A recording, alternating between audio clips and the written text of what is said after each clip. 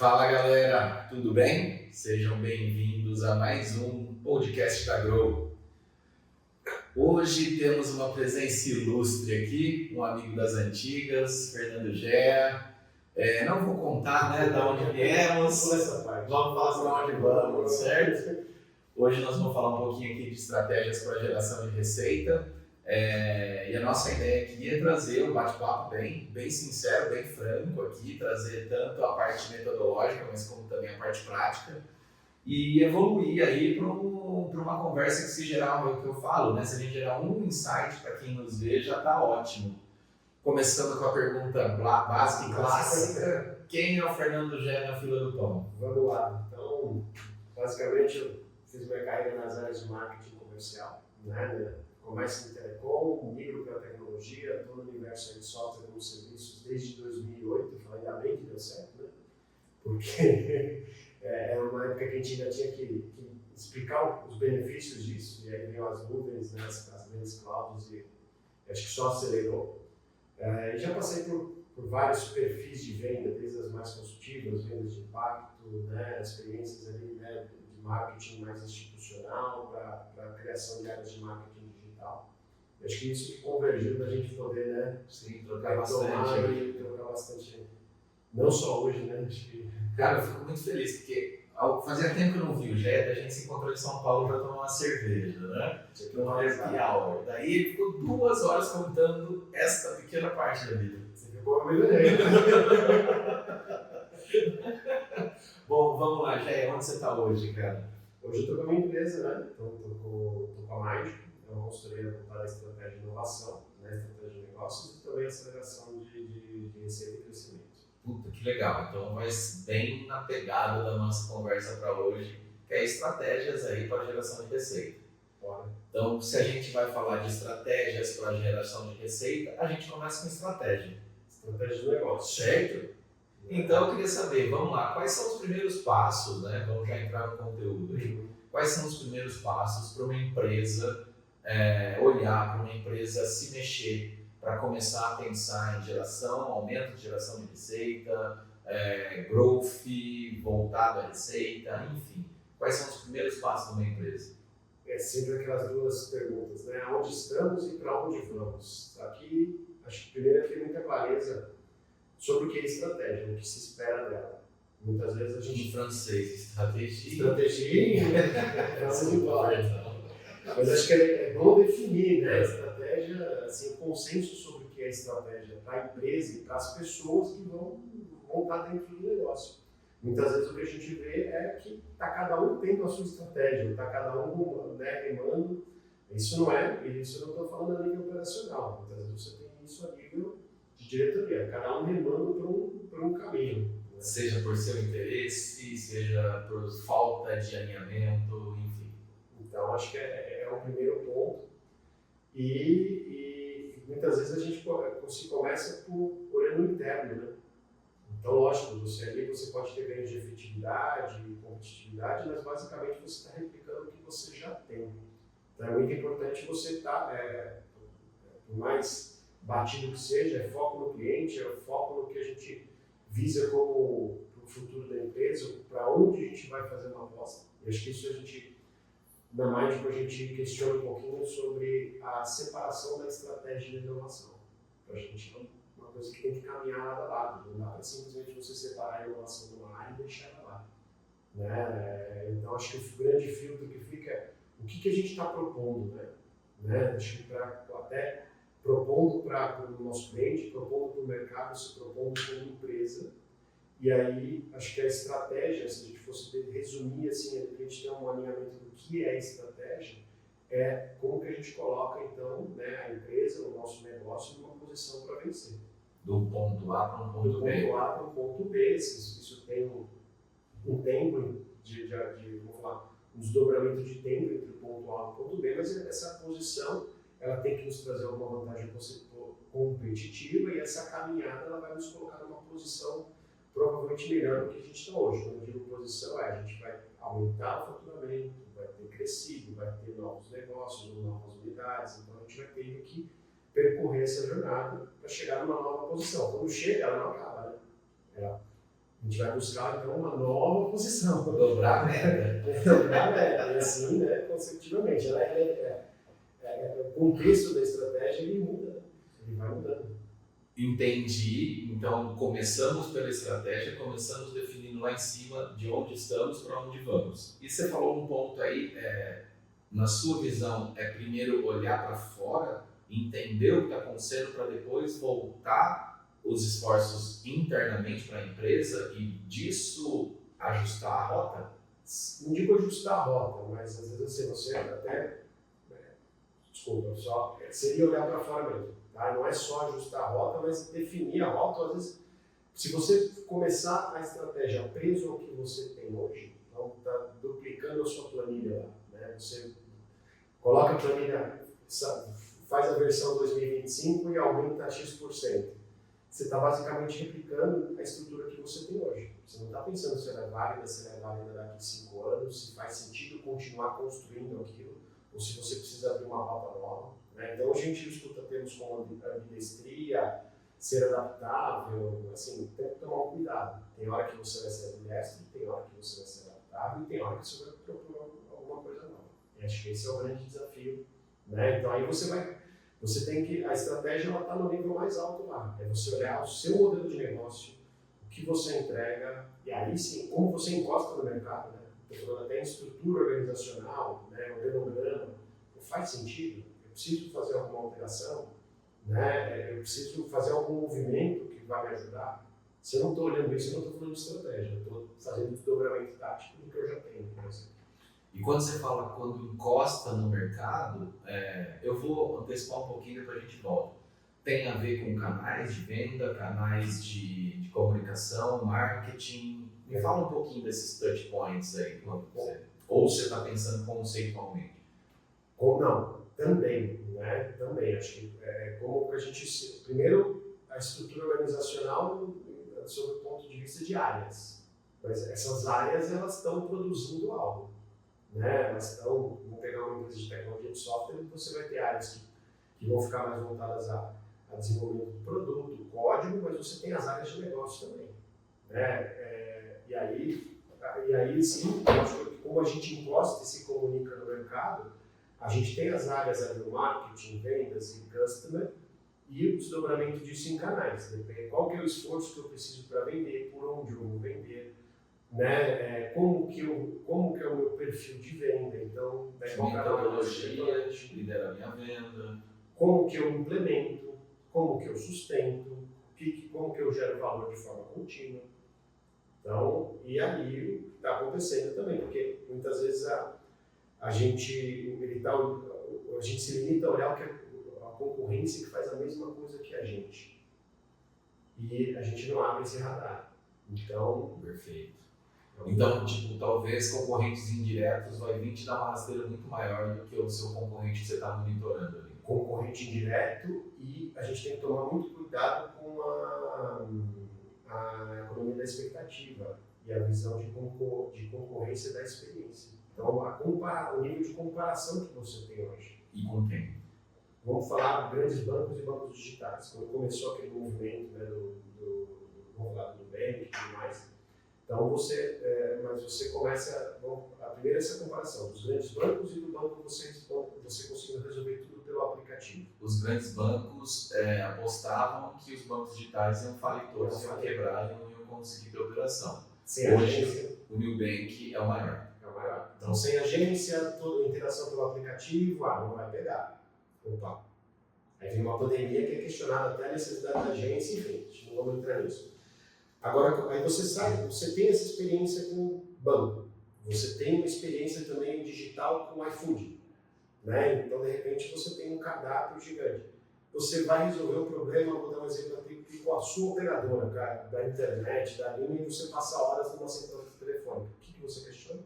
Você fala, pô, isso aqui podia ser igual a essas duas outras experiências. Por que não? As expectativas hoje das pessoas em relação a produtos e empresas, ela é muito rápida, ansiosa e, né, acontece, né, a gente tem dentro do marketing aqui, troca ideia com várias agências, né, e algumas, tipo, abominam o uso ali do WhatsApp, né, para para atendimento do cliente. Cara, se pelo WhatsApp a gente já respondendo ali com um certo SLA rápido, as pessoas já piram, imagina como que eu mantenho um cliente fazendo uma burocracia gigantesca por e-mail ou por reuniões, eu não sei. Então é algo que, tipo, nós estamos fugindo um pouco do nosso papo. Acho que a gente não está desconectado, né? Porque, assim, é algo que tem que ser pensado. É os touch points. É os touch points. E até mesmo se não é que você vai eliminar um ou outro, você vai só porque muitas vezes a comunicação assíncrona, né, no WhatsApp, talvez ela não seja eficiente a longo prazo, ou depende do problema que você vai tratar, um grupo, muita gente, às vezes a interpretação dela para uma mesma frase é diferente. Sim. Muitas vezes depende a complexidade do pedido. Vale o telefonema. Exato, uma reunião, uma apresentação de algo, vale usar ali talvez para uma comunicação pontual. Uma comunicação pontual, então depende muito, né? Então acho que isso vai tendo, fala dizer de forma consciente, né? Você está consciente do seu produto, do seu negócio, qual o touch point, a hora que eu preciso formalizar algo, com quem que eu vou comunicar, né? Por que eu vou comunicar daquela forma, mas não elimine o WhatsApp. Mas isso entra em estratégia para geração de receita ou aí já entramos em um tático? Não, eu acho que a gente já está no tático operacional, mas é relevante. Porque claro. Assim, você está falando de ter ou não ter um canal, ter ou não ter, né? Então você começa a entender como que você vai. A gente pode estar entrando até em eficiência, competitividade, está entrando em outras temáticas, mas não podemos sair do nosso... Não podemos achar que a gente não vai falar sobre isso. Tá, perfeito. Mas aí então voltando um pouquinho, né? Porque eu tive um trabalho para escrever uma pauta aqui e tem um lance aqui, né? Como que essas empresas, né, conseguem avaliar o mercado externo, né? E como que identificar tendência. Você falou um pouquinho, já não gosta muito da palavra tendência, né? Você queria... Mas enfim, como que a empresa olha para o mercado, o que ela tem que olhar e o que ela tem que identificar como um benchmarking, como algo a ser superado, como uma ameaça, enfim. Acho que isso, assim, o desafio, ele pede a ferramenta. Não é a ferramenta que vai, né? Então, muitas vezes a gente fica muito preso a frameworks, não tem mágica. Então, meu desafio hoje no meu negócio é esse. Lógico que tem esferas econômicas, vai ter as tendências, mas muitas vezes quando você está olhando, a tendência, né, tem que ter cautela com ela. Vou te dar um exemplo. A gente vai lá num mega evento, vai ter várias palestras e tudo mais, um monte de patrocinador. Será que você está comprando ali as palestras? Não tem algo, né, assim... Eu vejo, tem um grande evento, né, de marketing, um dos maiores talvez da América Latina, e a temática deles varia de acordo com qual produto eles querem gerar atração. Tem que tomar cuidado. Tem que tomar cuidado, né? Então, e aí você acaba tomando aquilo como verdade e vai implementar. Será que aquilo é bom para o teu negócio? Não sei. Né? Então, acho que tem, então, um certo discernimento sobre tendência. Você não pode deixar de olhar ela, porque às vezes é algo que está muito perto, já foi, né? Perdi o time, já... Você entra naquela, agora tem que me adaptar, vou ter que, já foi. Ou, de novo, aquela frase, o que a gente está propondo? Porque se a gente vai propor, o que a gente precisa para propor algo? Eu olho do cliente para dentro. Do cliente, do ponto de vista do cliente de mercado para dentro da minha empresa. Né? É ele que vai me dar as respostas. Provavelmente você mais do que o concorrente. Sim. Concorrente, assim, o concorrente lançou uma campanha. Ele demorou 6 meses fazendo aquilo e lançou. Você pode, acho que, assim, não é se isolar também, achar que você não vai olhar a concorrência, mas, às vezes ele vai entrar lá com uma narrativa, com uma proposta, você pode igualar, você pode rapidamente cobrir espaço ali, mas pode perceber que já foi, você está cobrindo espaço. Né? Ele provavelmente já está com algo desenvolvido. Então é um cuidado, depende do tipo de negócio. Né? Não, perfeito. É um cuidado que tem que ter. Passou 6 meses desenvolvendo e propôs primeiro, alavancou primeiro, chegou no cliente primeiro, aí você vai, basicamente, o seu esforço. Eu também tenho, olha aqui. Às vezes o primeiro ganha do melhor. O primeiro ganha do melhor. Maravilha. E me fala dentro dessa análise estratégica, né? Então a gente está focando mais no externo por enquanto. Você me disse que, por exemplo, o interno é muito mais uma questão operacional, produtiva, processos, né? Uma melhoria interna cabe também para a geração de receita, quando a gente consegue precificar melhor, quando a gente consegue vender melhor, quando a gente tem uma máquina de vendas instalada, quando a gente tem eficiência operacional e financeira, tudo isso compõe uma receita maior para a empresa. Sim, mas aí traz competitividade, você consegue ser mais ágil, você consegue ter talvez um preço mais agressivo quando você precisa, porque você é mais eficiente também em termos de custo, né? Então, tudo isso, muitas vezes, assim, não fazer esses investimentos, ele joga contra você, tá? E só fechando, quando a questão assim, de um olhar para fora, né, muitas vezes se estica só a visão macroeconômica, a visão econômica. Não, espera. Olhar também comportamental, né? Hoje você tem ferramentas também que olham os cenários futuros, fazer, então assim, trazer essas análises para dentro da empresa. Não ser aquela coisa, começar a colocar tempo realmente em estratégia. Como, por exemplo, a jornada do cliente mudou drasticamente 2, 3 anos para cá. Então, tipo, se eu não acompanho essa jornada do cliente, eu perco o meu fit com o mercado, eu perco o meu fit com ele, eu perco uma jornada de vendas, eu perco todos esses pontos, né? E acho que ali você pode pensar também, acho que só para talvez tangibilizar um pouco mais, você começou a buscar inovação internamente, melhorias internas. Você tem um nível de impacto ali, mais da porta para dentro, que pode transbordar para algo diferente para o cliente, né? Mas a gente olhar também nosso posicionamento de mercado em termos assim, eu preciso de uma unidade nova de negócio, faz sentido, como que eu aposto? Você entende que quantas vezes, assim, quanto mais nova a proposta, maior o nível de risco. Agora, você ter uma só ou não ter nenhuma, te coloca num risco maior ainda. Né? Então, quem tem um não tem nenhum. Quem tem um não tem nenhum. Nem, até com o canal, que a gente vai depois a gente vai tocar nesse. Sim, perfeito. Não, maravilha. Então, olhando para o externo, né, deu algumas ideias ali, mais metodológicas e também práticas, né, do que analisar, do que olhar. E daí, olhando para o interno, né, quando a gente fala de geração de receita, eu vejo geração de receita como aquisição e retenção de cliente. Não só, mas vamos pensar olhando para o externo. Retenção, perfeito. Aquisição e retenção. E quando a gente fala de aquisição, a gente tem ali 2 times trabalhando, marketing e vendas, né? Um possivelmente num modelo menos funcional, marketing chega até um ponto, vendas pega daquele ponto e leva para dentro da empresa. Depois que entrou na empresa, tem a retenção, que daí entra numa ideia de customer success, pós-venda, atendimento e etc. Certo? E daí a questão que a gente quer conversar agora é que muitas vezes esses 3 times estão em baias ou até em ilhas diferentes, em mundo diferente, e que eles não se conversam. Silos, né? Silos, exatamente. Obrigado. Mas é isso. E eu queria saber, tipo, na sua visão, né, dessa olhar externo de aquisição e retenção, como geração de receita, qual que você acha que é a importância, né, desses times estarem sinérgicos, desses times estarem em contato, comunicação ou não? Realmente, cada um tem que estar no seu quadrado e boa.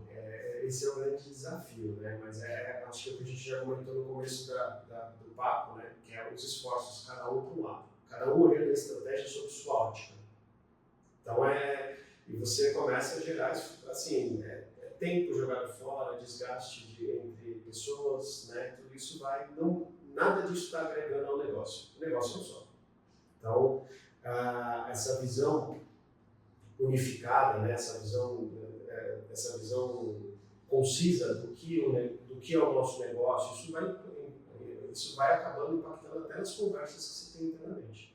Né? A gente está olhando para o mesmo foco em resultado, né? Pô, mas não é o resultado da área, é o resultado do negócio. Então, peraí, estou crescendo mais em receita? Estou mesmo. O que isso significa? Né? Eu acho que, então, assim, entre o que a gente propõe para o mercado e entre o que o mercado compra, você tem que olhar todo o ciclo. Muitas vezes o CS vai ter uma resposta importantíssima para o marketing. Né? E não é assim que o mercado só compra isso, não, é porque talvez como que a gente está comunicando a nossa proposta para que a gente chegue a um resultado final diferente. Eu passei por alguns cenários na área de tecnologia, né, e passei por internet das coisas, IoT, e eu lembro que foi um desafio muito interessante para uma empresa. Ela tinha sensores, tinha aplicação de inteligência artificial, também aos sinais que esses sensores geravam, mas as vendas estavam bastante limitadas ao alerta que esses sensores geravam. Então, coloca um sensorzinho aqui, um aqui, se, por exemplo, houver um vazamento, ele vai apitar, vai gerar um alerta para a gestão, corre.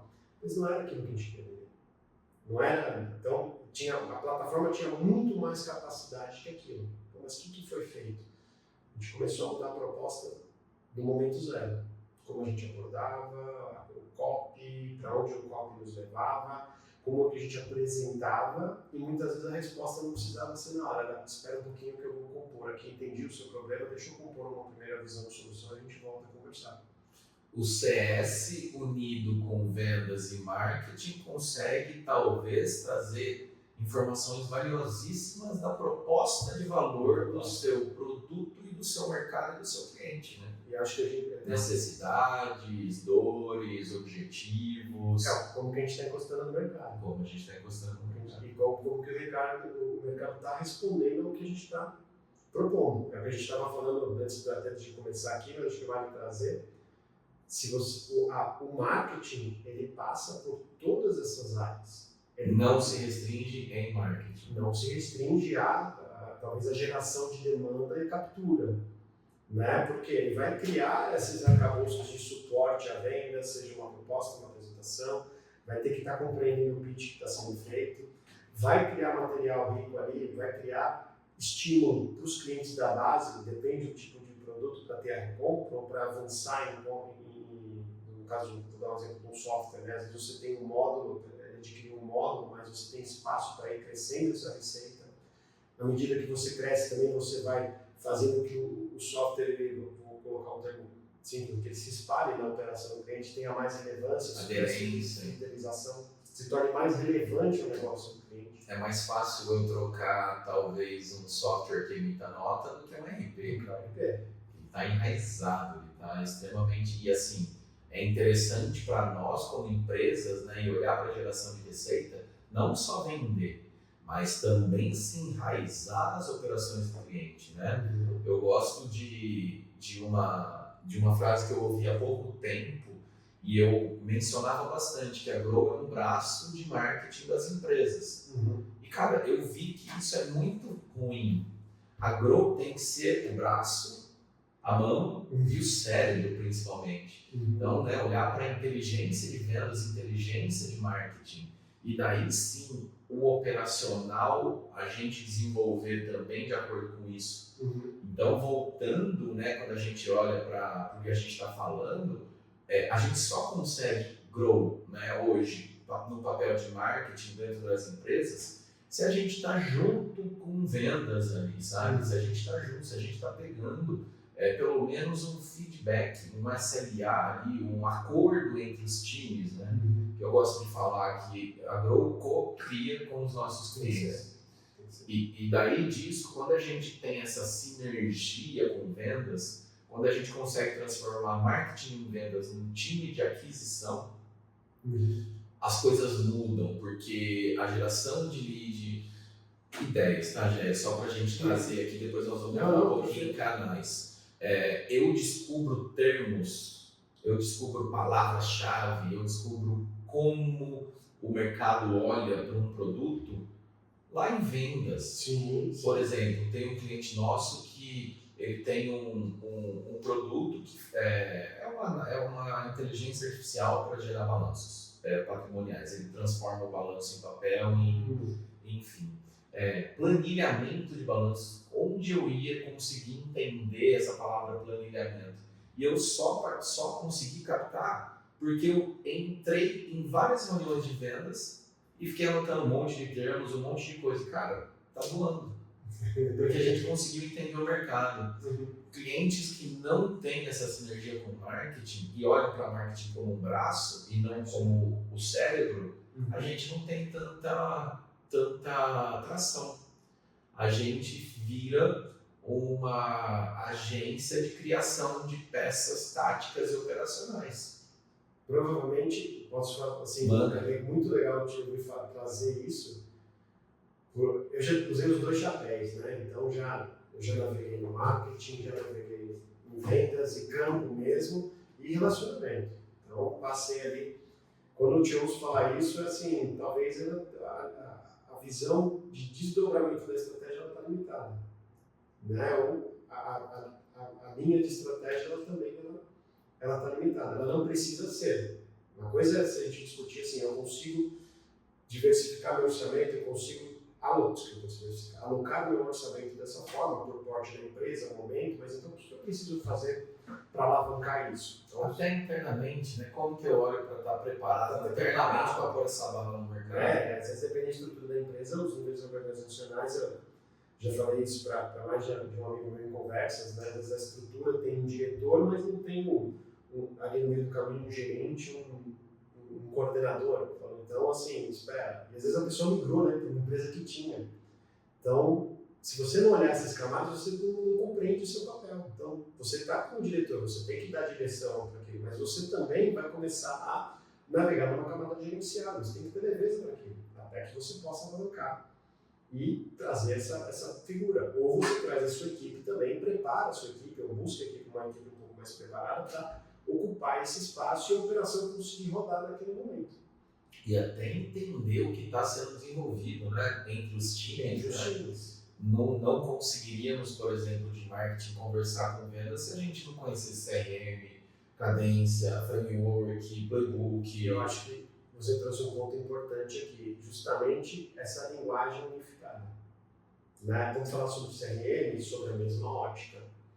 Né? Vamos falar sobre aquisição, sobre a mesma ótica. Então, assim, ok, a gente entende quais as empresas que a gente quer trazer, às vezes numa ação de accountability ABM, ANM, o S&P, focar, etc. A persona correta, mas isso está acontecendo? Está fazendo sentido? O nosso esforço, às vezes pequenas mudanças, né, nessa estrutura, nessa persona, podem me trazer algum ganho, porque às vezes eu não tenho uma pessoa só na mesa. O discurso, palavra, ou quem atingir, perfeito. Né? Então, aí você começa a desdobrar isso, né? Desdobrar as estratégias, ou ter estratégias a nível ali de marketing e vendas diferentes. Isso vai ajudando a trazer oxigênio, né? O mercado vai mudando, a gente tem que ir acompanhando. Entendemos um pouquinho então dos times, né? Então dessas células estarem unidas num time de aquisição e retenção mesmo. E quando a gente olha de dentro para fora, de onde vaza a empresa para o mercado, né? De onde a empresa penetra no mercado, que são os canais, certo? E o que você tem que falar, para me falar um pouquinho de canal, quando a gente fala em geração de receita? Eu acho que é assim, cada empresa, cada perfil, lógico, vai demandar uma estratégia diferente. Quando eu digo estratégia diferente, é qual canal que ela vai ter mais ou menos intensidade, e isso pode mudar no tempo. O que eu tenho visto, muitas vezes, é empresas dependendo de um único canal. Tá? Então, ou puramente marketing digital, inbound, não faz outbound. Vou dar um exemplo simples aqui. Representante. Tá? Ou só representante de campo, ou só outbound. Não deixa lá no site, muitas vezes. PDV, não tem. Isso vai limitando, né? Porque, lógico, depende. Uma empresa que está há anos no mercado é uma coisa, mas ela vai permitindo que novos entrantes vão tomando espaço dela onde ela não está também. Uma empresa mais nova, uma empresa que está menos tempo no mercado e tudo mais, ela não consegue avançar. Ela não consegue conversar com o cliente. Hoje você tem o marketing digital, que é uma super ferramenta. Né? O meio, eu não vou chamar de marketing digital, só para a gente começar a dar uns novos, talvez clarear um pouquinho aqui. Já nós estamos vendendo o curso. O ambiente digital, né? O ambiente digital como um todo, que envolve as plataformas, os recursos que a gente tem, o acesso ao cliente ficou muito mais fácil. Tá? E a mensuração. A mensuração também, né? Mas não é de repente, então você tem que começar a fazer um trabalho, você tem que tomar um espaço, você tem que começar a se posicionar naquele ambiente. Né? Você não pode esquecer marca, proposta, oferta. Você não pode esquecer isso.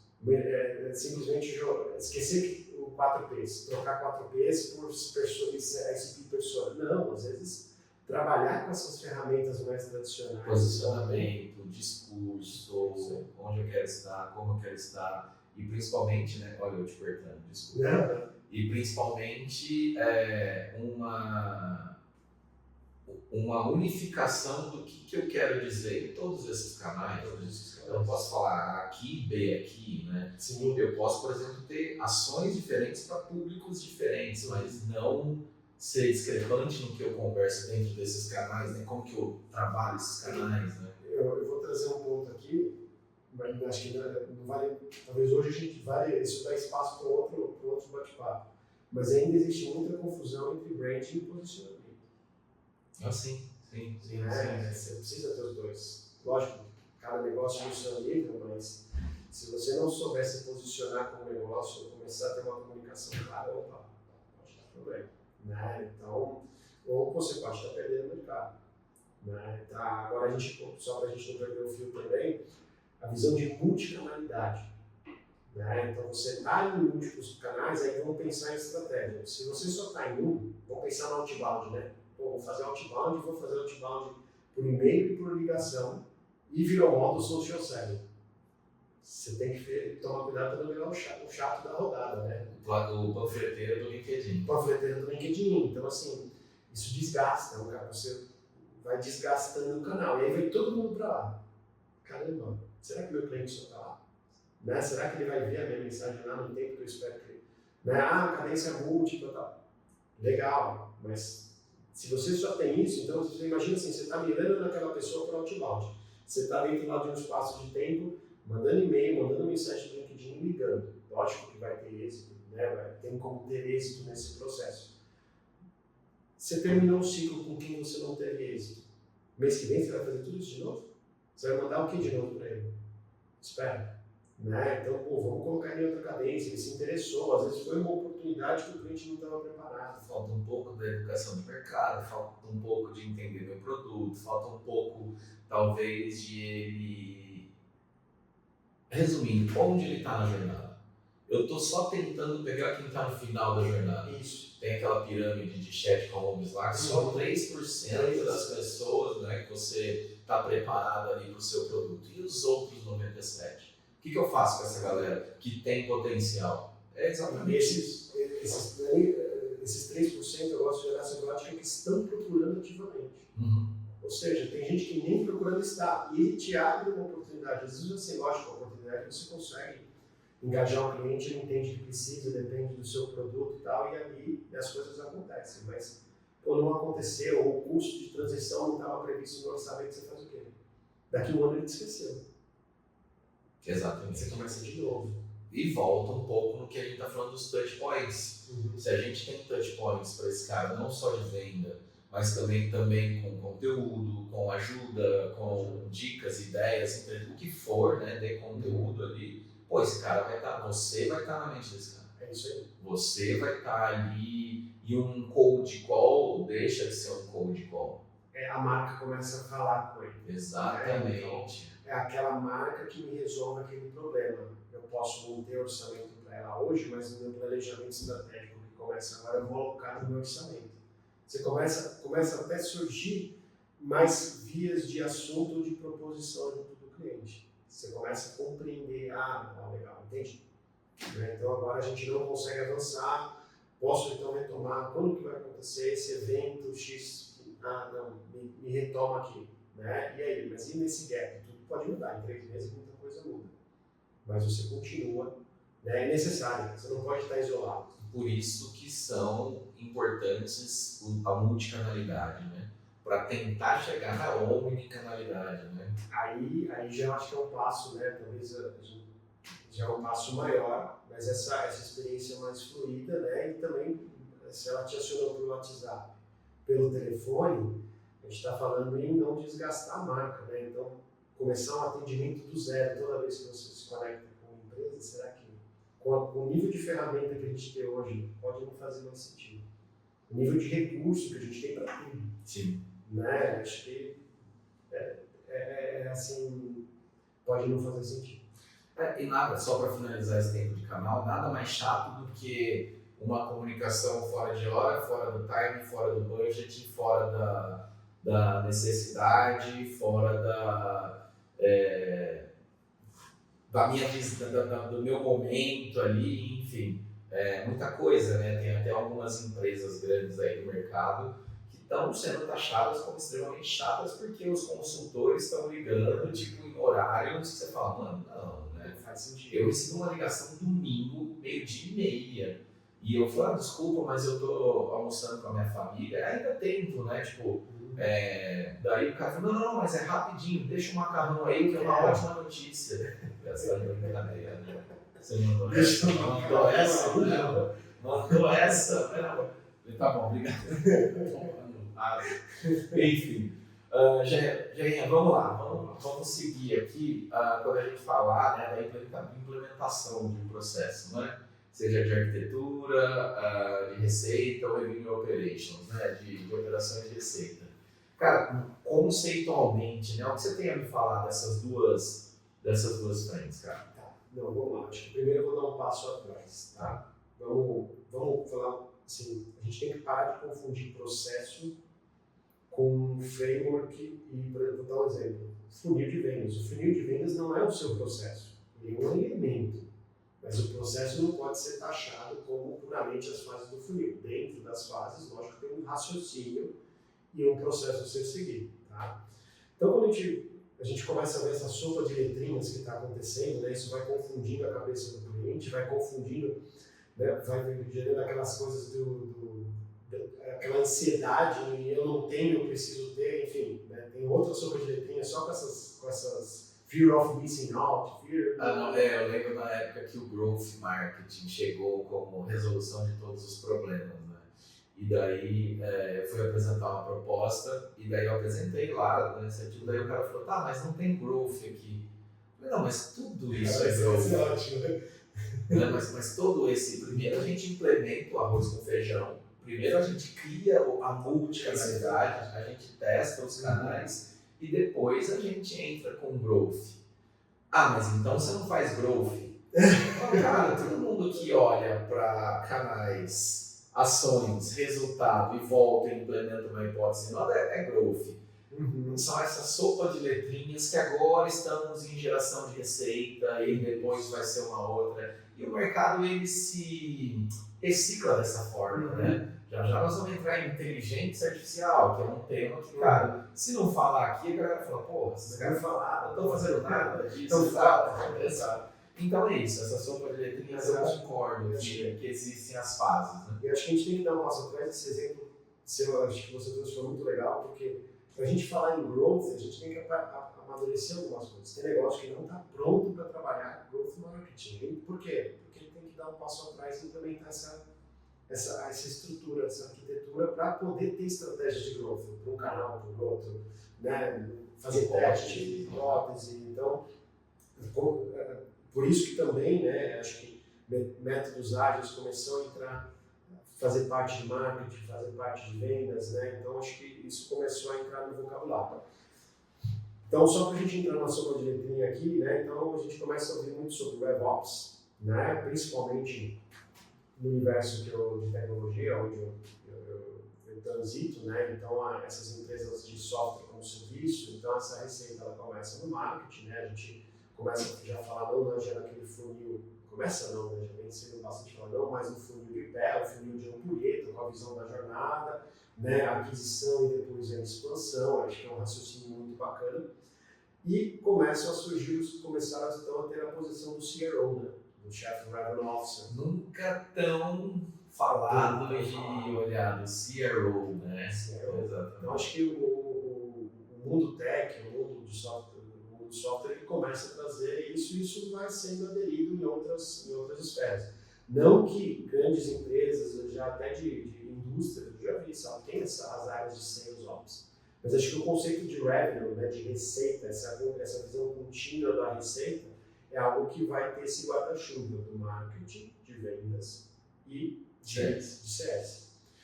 E só para a gente dividir, vamos pegar ali o revenue operations, né, operação de receita. A gente vai olhar os atores, vamos pensar nos atores como as equipes de marketing, vendas e relacionamento, pós-vendas ou customer, né, dependendo do nicho de atuação. E você tem mas quando a gente fala em implementação de RevOps, né, é justamente implementar essa estrutura que vai dar todo o suporte para essas áreas trabalhar. Tá? Eu até peguei aqui para a gente bater papo, um artigo do Gartner, relativamente antigo, de 2019 2020, mas eu gostei como eles dividiram a visão do RevOps. Tá?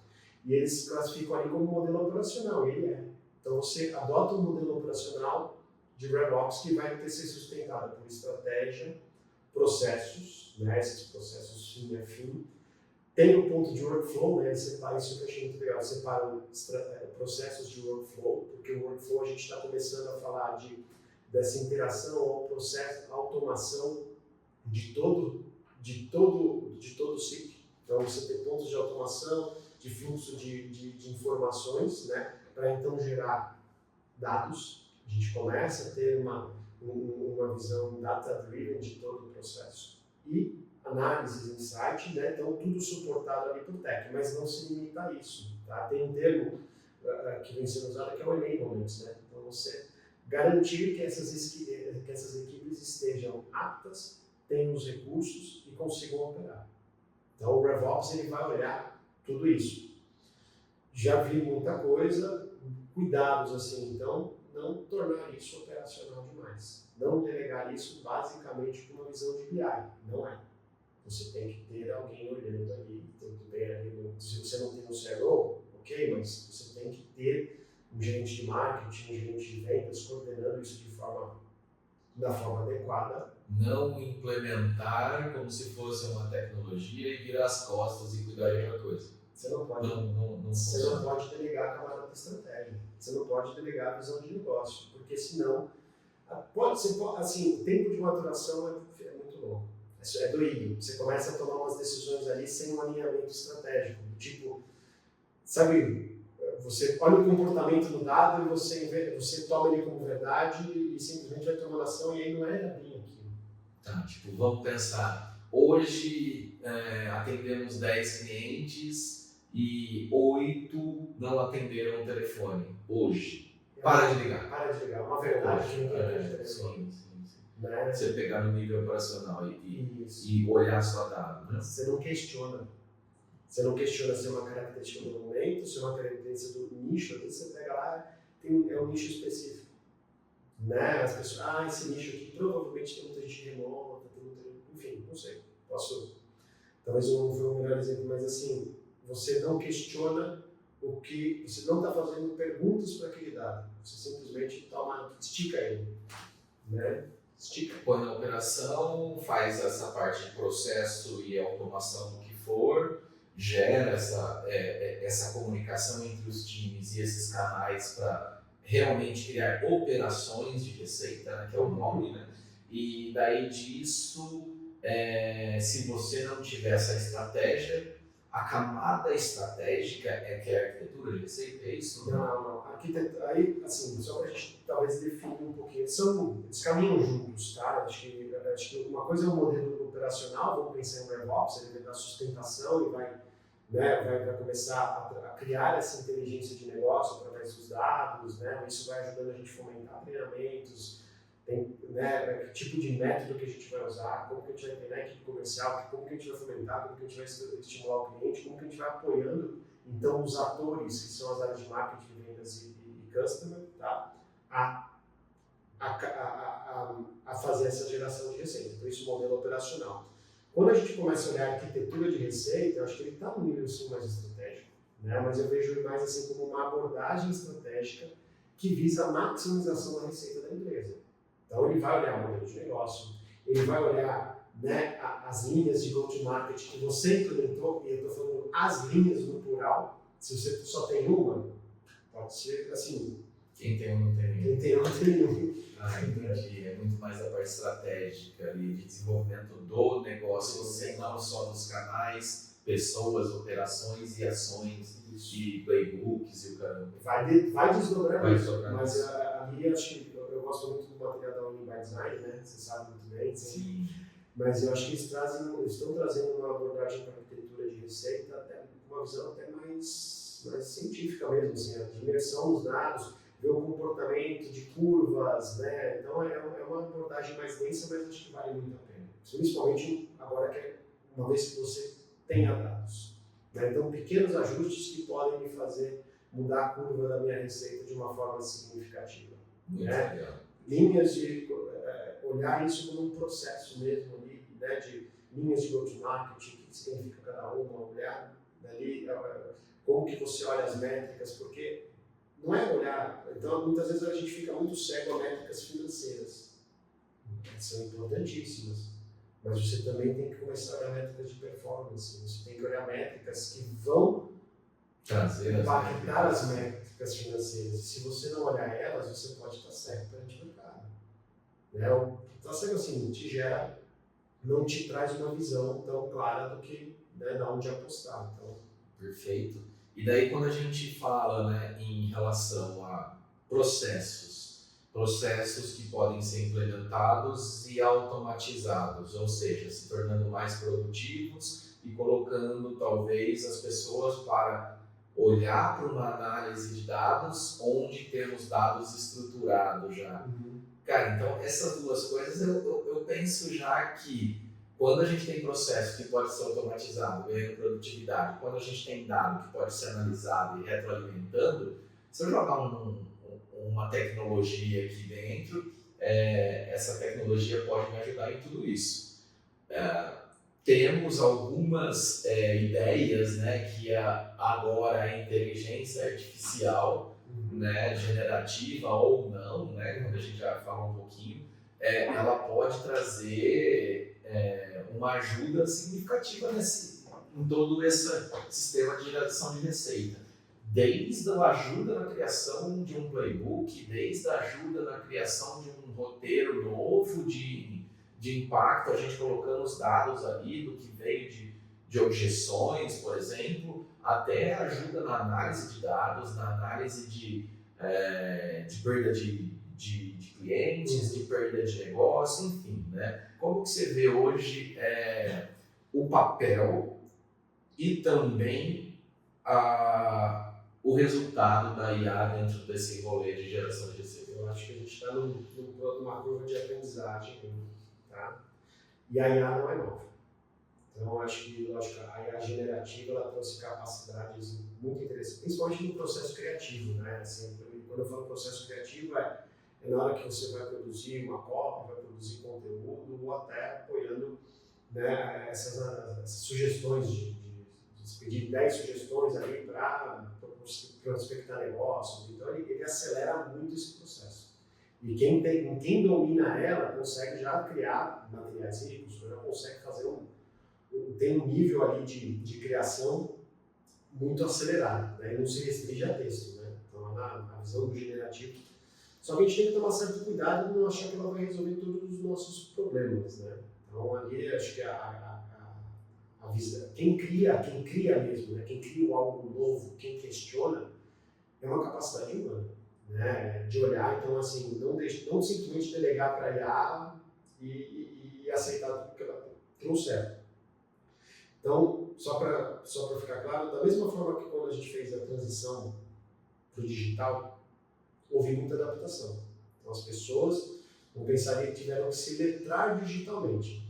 É como fala o idioma, né? Você tem níveis desse letramento, mas você não ter nenhum, pode ser que você não consiga enxergar o que está acontecendo ao seu redor, ou não esteja apto daqui a algum tempo a executar a mesma função que você tem hoje, se é que ela vai continuar aqui, né? Mas não vamos ser distópico aqui. Então, exige que assim, a gente tenha um mínimo de interação no dia a dia, áreas de marketing, vendas, acho que marketing já está mais aderente, mas como que vai ser, e não vamos parar no generativo, a IA acho que é muito mais amplo que isso. Uma vez que você tem dados probabilísticos, você tem dados preditivos, você pode ter uma capacidade de forecast muito maior, você pode, né, e nunca esquecer o seguinte, a gente está usando para vender, alguém está usando para comprar, para avaliar fornecedor, né, não a generativa, mas eu digo assim, para pesquisar preço, enfim. tem N possibilidades, né? Então, o mundo de marketing de vendas está mudando. E é uma visão minha, vai exigir mais do profissional, né? Uma vez que você tem mais produtividade, você tem menos espaço. Você precisa de menos vendedores para executar a mesma coisa. Eu não vejo um mundo em que só um vendedor depende do produto, principalmente venda complexa, que você bem sabe. Mas você consegue ter uma produtividade maior, ao mesmo tempo em que a competitividade também fica maior. Sim.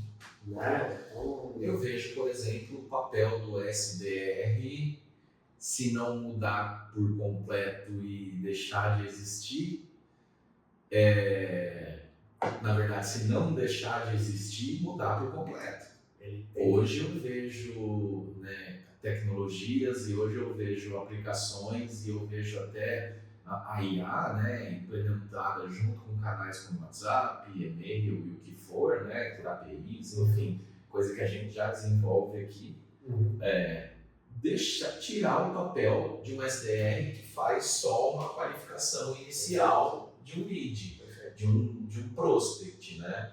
Eu acho que quando a gente entra para relações de compra e venda, eu acredito no humano para humano, eu acredito principalmente que falou em vendas complexas, onde eu preciso de uma forma criativa tentar trazer para você como resolve o seu problema. Mas se for uma venda mais básica, eu acho que essa cadeia de implementação da tecnologia ela pode ser maior. Então, são esses pontos que a gente tem que tomar cuidado em marketing também. A equipe que eu tinha há um ano atrás não é a mesma equipe que eu tenho hoje, em número e as pessoas.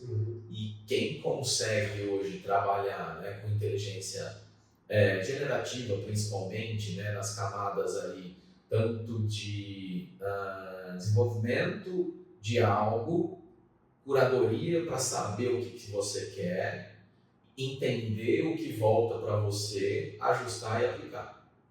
Então ainda é um passo de um processo, né, de produtividade, por exemplo. Então eu demoraria 5 horas para fazer isso e nessa parte de produtividade, de operacional eram 3 horas. Beleza, estou demorando 2 horas para fazer tudo, né? Porque hoje eu tenho um segundo ali. E isso sim eu vejo a diferença. E também na capacidade analítica. Sim. Então, quando a gente implementa, seja ou manualmente ou por API, ali, algumas generativas, né, dentro de dados processados já, ou de dados que a gente já tem como mensurar, né, é um poder de análise maravilhoso. E daí entra o ser humano para olhar para aquilo e falar, opa, agora nós vamos para cá, ou agora nós vamos para lá.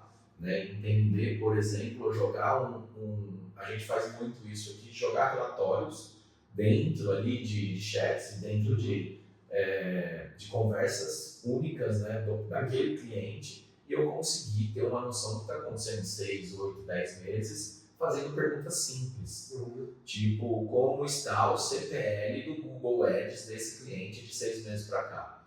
Pô, vem gráfico, vem do jeito que eu quiser a resposta, né?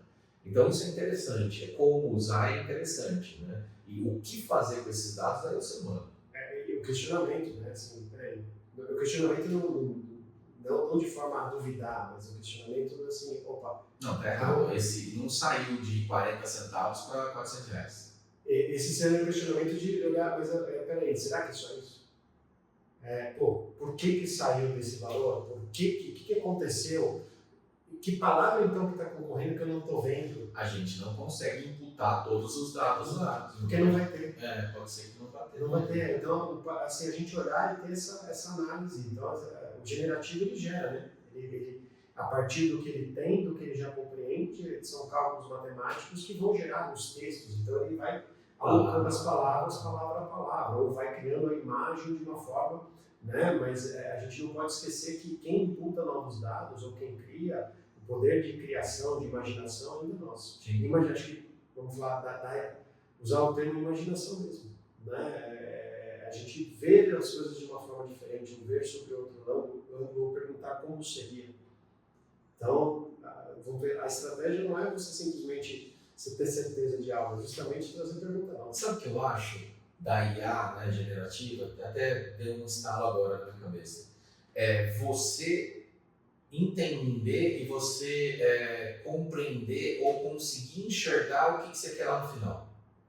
Se você não tiver noção do que você quer lá no final, se não tiver noção se aquilo é certo ou que é errado, isso é muito perigoso. Isso é perigoso. Mas se você conseguir entrar, né, com um prompt ali, com uma conversa, e saber mais ou menos aonde você quer chegar ali no final, e se faz sentido, cara, é esse caminho que ela faz hoje, na minha opinião. Né? E falando de generativa, né? E daí, nossa, nós estamos viajando, cara, nós saímos. Mas eu acho que vai exigir, acho que isso é bom, nossa, isso é bom porque a gente, depois, agora a gente volta ali, mas isso é justamente porque tem muita possibilidade, só que a gente precisa colocar isso no lugar adequado. Né? Então vamos automatizar, não vamos nem falar de IA, vamos falar de automação. Sim. Se você automatizar um processo que não está azeitado, se prepara. Você está escalando o que não está azeitado de uma forma significativa. E assim, falar isso é quase que a pessoa que está falando, puta, de novo eles estão falando disso. Mas é verdade. Mas é um arroz com feijão, cara. É um arroz com feijão bem feito e muitas vezes assim, as empresas querem ter ganho, mas não fizeram o básico. Não tem dado, não tem, então não tem o que. Não tem uma massa ali para que o algoritmo rode e faça uma predição. Então, nem falando do generativo. Fazer uma, né, olhar ali algo que pode, né, acontecer, né, de acordo com essa massa de dados. Né, e dados históricos. Olha, isso aqui, então, não tem como. Né? Não tem como ele falar de probabilidade se você não tiver essa massa que vai permitir ter isso. E a probabilidade, ela não é uma verdade. Você pode ter 90% contra 10% de não acontecer. E quando a gente vai para um ambiente complexo, você tem fatores humanos que você não consegue conter. Interesses dentro de empresas. Hoje, quando a gente começa... Eu fiz um estudo do universo de software como serviço e o nível da complexidade de vendas, até por concorrência, ele aumentou muito. Outra coisa que dificulta é a quantidade de pessoas na mesa para uma tomada de decisão. Você não está mais falando com um interlocutor. E às vezes, vamos brincar assim, quem assina o cheque não está na mesa. E não é porque ele não quer, é porque ele tem uma equipe. Ele está fazendo direitinho, ele está delegando, está colocando a equipe para abrindo espaço para que as pessoas cresçam, para que as pessoas possam tomar decisões dentro dos níveis de autonomia e está olhando estratégico. Então, assim, às vezes o vendedor está afoito, ele tem que às vezes estar entendendo se ele está conseguindo que aquela mensagem chegue para o decisor. Não necessariamente o decisor final vai ter na mesa. Ou o consenso de decisão envolve interlocutores com cargo mais baixo, que vão levar a proposta adiante.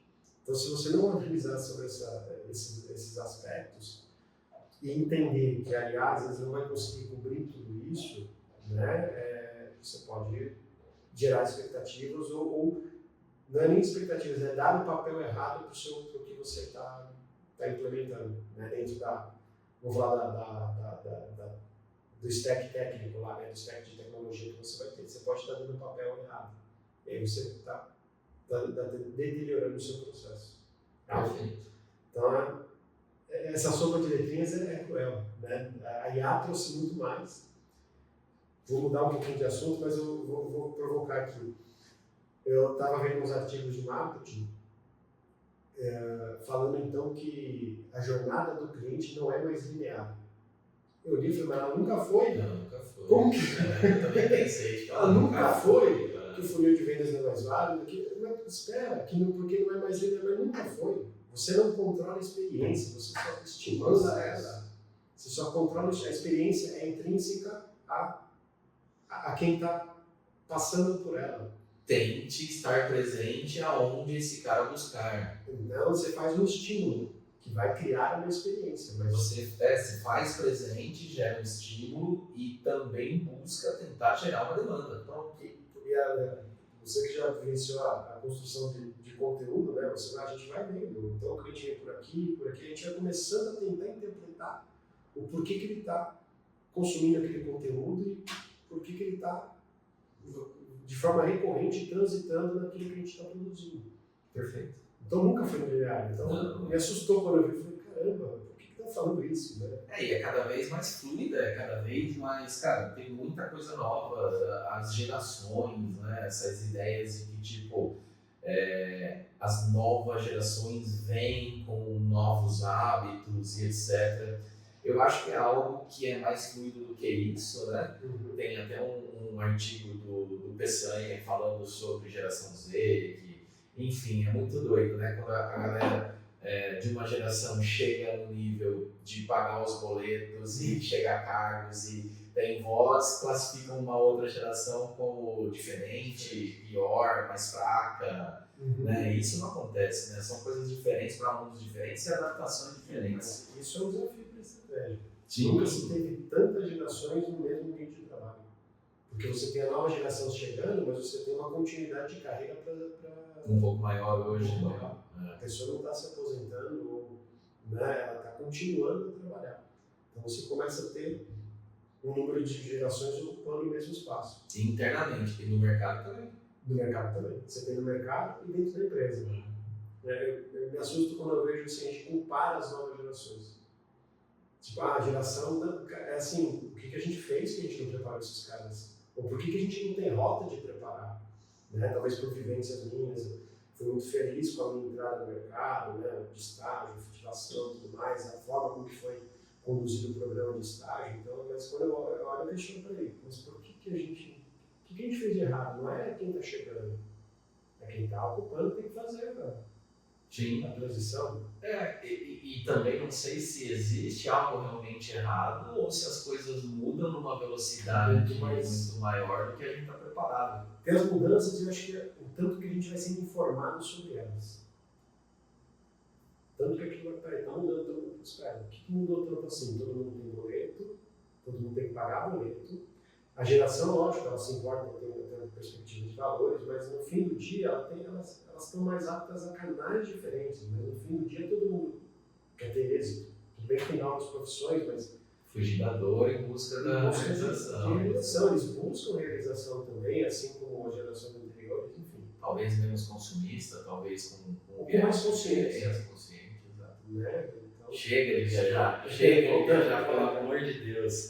Vamos ao final aqui, então vamos lá, vamos naquele quadro final ali que a gente traz dicas, né? Tipo, e essas dicas sempre, assim, independente se é ou não profissional, se é algo que você gosta, é o quadro 1 mais 1 igual a 4. Você vai falando 1 e chega ali em 4 dicas, né? Então a primeira dica é de um livro, né? Que livro você recomenda e por quê? Eu vou dar uma dica aqui, assim, de um livro que eu acabei lendo depois de uma imersão ano passado, tá? Vou prometer, assim, eu vou preparar as pessoas, tá? É um livro que está super acessível, ele é em inglês, mas ele é gratuito, tá? Porque ele faz parte de um projeto da Unesco. Você pode pegar ele no Kindle, pode pegar ele direto no site da Unesco até em PDF, e a versão física eu vou falar que não aconselho, porque assim, não está tão disponível no Brasil, então o custo acaba sendo relevante. Ele se chama Transformando o Futuro, né? O título em inglês é Transforming the Future, do Ryan Miller, não sei se é a pronúncia correta dele. Fala sobre a visão de letramento em futuros. Foi uma pauta. Letramento em futuros. É um assunto, mas é uma visão sobre como a gente olha de forma consciente sobre o futuro, ou os futuros, né? O futuro, por natureza, ele não é único, né? Você tem múltiplas possibilidades, é uma ilustração, enfim, tem uma parte conceitual, mas quando eu li isso, né, e eu cheguei nesse livro por causa da imersão que eu fiz, o curso que eu fiz ano passado com o pessoal da Nerlito, quando eu olhei aquilo, eu falei, cara, isso aqui, conectado à estratégia de negócios, isso aqui é muito legal, né? Traz uma visão muito forte de questionamento, de visão de negócio, de alinhamento com o mundo complexo que a gente está vivenciando hoje, ajuda demais. E aí fui mergulhar, né? Coloquei uma premissa para mim que a gente não pode ficar dando voo de drone, né? Então assim, qual que é a minha ótica sobre isso? Legal, mergulhar nisso aqui. Legal. E, só que assim, é um livro que Como ele chama? De novo? Transforming the Future, Anticipation for the 21st Century. E assim, quem não tiver, né, acesso ao inglês ou quem não tiver um pouco de paciência ali também para... Ele exige, é um livro que exige. Mas cara, pega esse PDF, vai lá no GPT, joga no GPT, pede para ele transcrever para você em português, que ele vai te entregar um outro PDF, daí você sobe. Hoje está mais fácil. Hoje está mais fácil. E tem outro livro, eu trouxe dois aqui, tá? Tem um livro chamado Equipes Brilhantes, do Daniel Coyle. Ele é bem bacana para liderança, uma visão mais voltada à cultura, tá? Então é bem bacana. Acho que legal. Mais fluida e mais voltada. Maravilha, então. Tá. E filme? Cara, filme. Bom, já vou. Cara, ele tem realmente as anotações. Eu trouxe, você não pediu, eu trouxe. Eu esqueço, né? O HD é antigo. Preparado, eu gosto disso, pessoas preparadas. O HD é antigo, você não esquece, né? Mas foi legal quando você falou do filme, eu me veio, né? Eu voltei, o primeiro filme que veio na minha cabeça foi o Cruzadas. Filme de 2005, com, acho que é do Ridley Scott, com Orlando Bloom.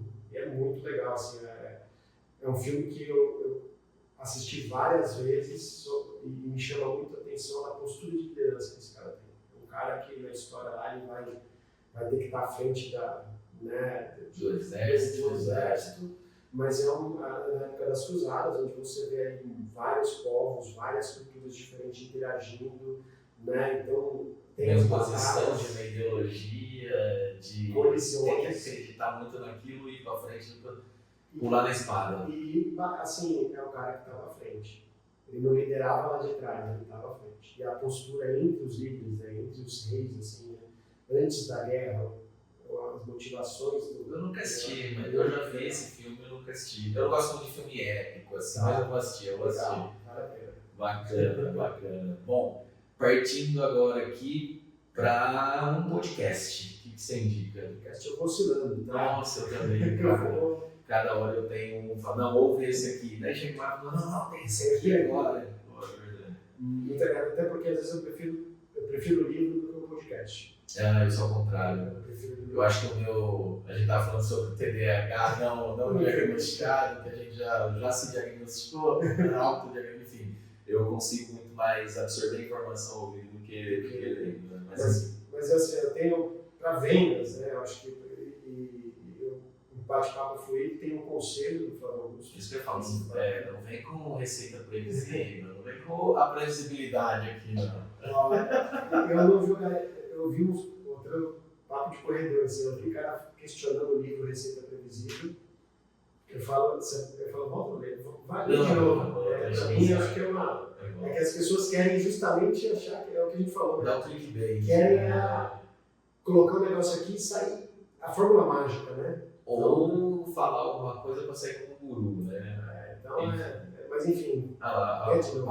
Desculpa, qual que é o podcast do Flávio? É o conselho do Flávio Augusto, tem um que eu tenho usado, né?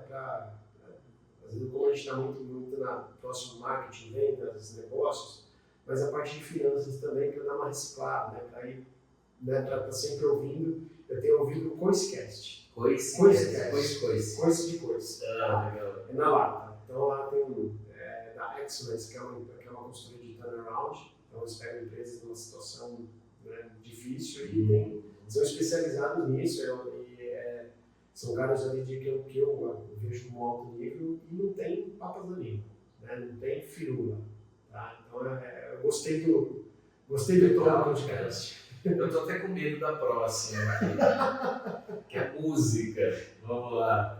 A gente se conheceu, né, num ambiente musical e cultural e etc. Mas eu não sei, o que você trouxe aí? Cara, a música tem um álbum que talvez foi uma banda que eu comecei a ouvir música por eles, então eu começo a ouvir música pelo Green Day. Que legal. Mas aí se for mais. Eu falo, quando às vezes eu preciso dar uma agitada. 30 anos de Duke agora, teve uma versão, você viu? Uma versão especial para as letras, com as músicas incompletas, esse tipo de garagem. Eu sou super fã também, Green Day. Eles lançaram um álbum novo agora, o Sabres, também ano passado, bem bacana, mas o Duke, putz, parece que é memória afetiva, sabe? Sim, legal, já vem até imagem. Foi um dos primeiros CDs que eu comprei, eu acho. Então, cai nesse ponto. Foi também ali um dos primeiros álbuns que eu fui atrás, né? Eu comecei pelo Nimrod, depois eu falei, não, preciso achar. Ah, você foi pelo Nimrod primeiro? Eu comecei a ouvir música pelo Nimrod. Eu tinha 13, 14 anos, eu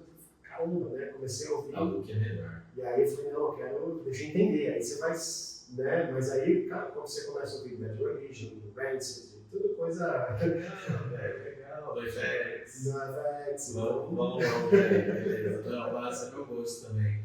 Pô, Gen, eu queria agradecer demais sua presença aqui.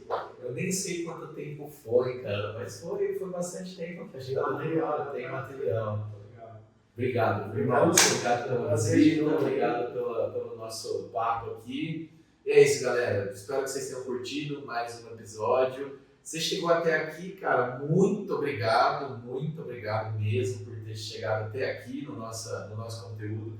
E se a nossa conversa, muitas vezes no roteiro, muitas vezes longe do roteiro, te trouxe alguma ideia, algum insight, a gente fica muito feliz. E fique à vontade também para entrar em contato com a gente, se tiver alguma ideia, quiser conversar, bater um papo, enfim, estamos aqui para isso, beleza? Obrigado, valeu mais uma vez, valeu.